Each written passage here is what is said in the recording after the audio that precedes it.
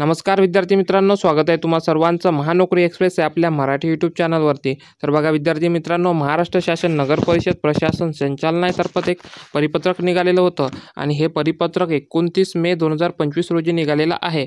आणि हे बघा सर्व जिल्हाधिकाऱ्यांसाठी हे परिपत्रक असणार आहे। तर बघा यामध्ये विषय काय दिलेला आहे, तर विषय दिलेला आहे राज्यातील नगर परिषद आस्थापनेवरील गट क गट ड रिक्त पदभरती प्रक्रिया राबवण्याबाबत हा विषय असणार आहे। तर बघा पदभरती राबवण्याबाबत हे परिपत्रक असणार आहे। तर बघा या ठिकाणी महाराष्ट्र शासनामार्फत एकूण 150 म्हणजे 6 मे 2025 ते 2 ऑक्टोबर 2025 दिवसांचा कार्यक्रम म्हणजे किती 150 दिवसांचा कार्यक्रम राबवण्यात येत आहे। तर सदर कार्यक्रमांतर्गत सरळ सेवा पदभरती हा कार्यक्रम देखील राबवण्यात येत आहे। तर बघा शासनाकडून राज्यातील सर्व प्रशासकीय विभागामधील आस्थापनेवरील एकूण किती, तर एकूण 75,000 पदे सरळ सेवेने भरण्याबाबत निर्णय घेण्यात आलेला आहे। तर बघा अशा प्रकारे हा परिपत्रक होतं।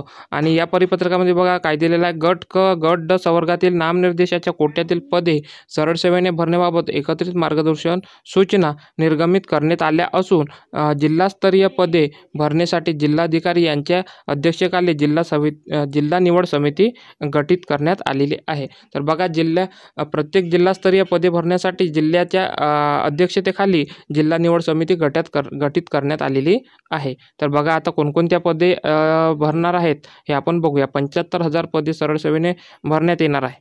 तर बघा विद्यार्थी मित्रांनो, विविध विभागांमधील पदांची माहिती या ठिकाणी दिलेली आहे। तर कोणत्या विभागामध्ये किती पदे रिक्त आहे या ठिकाणी आपण बघूया। तर बघा वन विभागामध्ये एकूण 13,000 पदे रिक्त आहे। आरोग्य विभागामध्ये एकूण 4,000 पदे रिक्त आहेत। त्यानंतर बघा गृह पोलीस विभागा अंतर्गत एकूण 10,000 पदे रिक्त आहेत। त्यानंतर महानगरपालिकामध्ये एकूण 10,000 पदे आहेत। MPSC गट क 10,000 पदे। त्यानंतर पशुसंवर्धन व अन्य विभागामार्फत एकूण 13,000 पदे असणार आहे। बघा या ठिकाणी 13,000 पदे।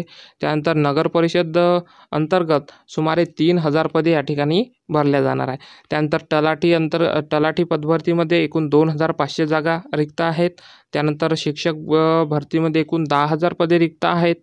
त्यानंतर बघा या ठिकाणी न्याय विभागाअंतर्गत एकूण किती पदे, तर एकूण 3,000 पदे रिक्त आहेत। तर बघा असे एकूण किती, तर एकूण 75,000 पदे सरळ सेवेने भरण्यात येणार आहेत।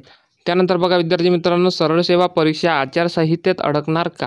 70,000 पदांची भरती रखडण्याची भीती या ठिकाणी बघा एकूण 70,000 पदे 75,000 पदे भरल्या जाणार आहे। आणि ही प्रक्रिया जी असणार आहे ही स्थानिक स्वराज्य संस्थांच्या निवडणूक प्रक्रियेमध्ये अडकण्याची शक्यता आहे। तर बघा या ठिकाणी काय दिलेलं आहे, राज्यातील सरळ सेवा प्रक्रियेतून भरण्यात येणाऱ्या विविध पदांच्या सुमारे 70,000हून अधिक रिक्त जागांसाठी परीक्षा स्थानिक स्वराज्य संस्थांच्या निवडणुकीच्या प्रक्रियेत अडकण्याची शक्यता आहे। तर यामध्ये प्रामुख्याने MPSC तसेच पोलीस भरती, तलाठी, आरोग्य विभाग, वन विभाग, पशुसंवर्धन, शिक्षक व नगर परिषदसह काही महानगरपालिकांमध्ये भरण्यात येणाऱ्या हजारो पदांचा समावेश आहे।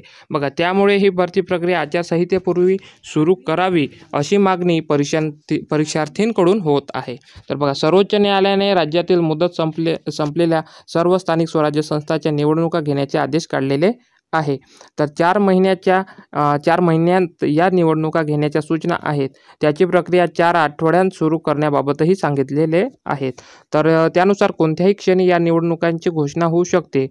याबाबत ही पदभरती प्रक्रिया अडकेल का यासाठी विद्यार्थ्यांचं लक्ष लागलेलं आहे।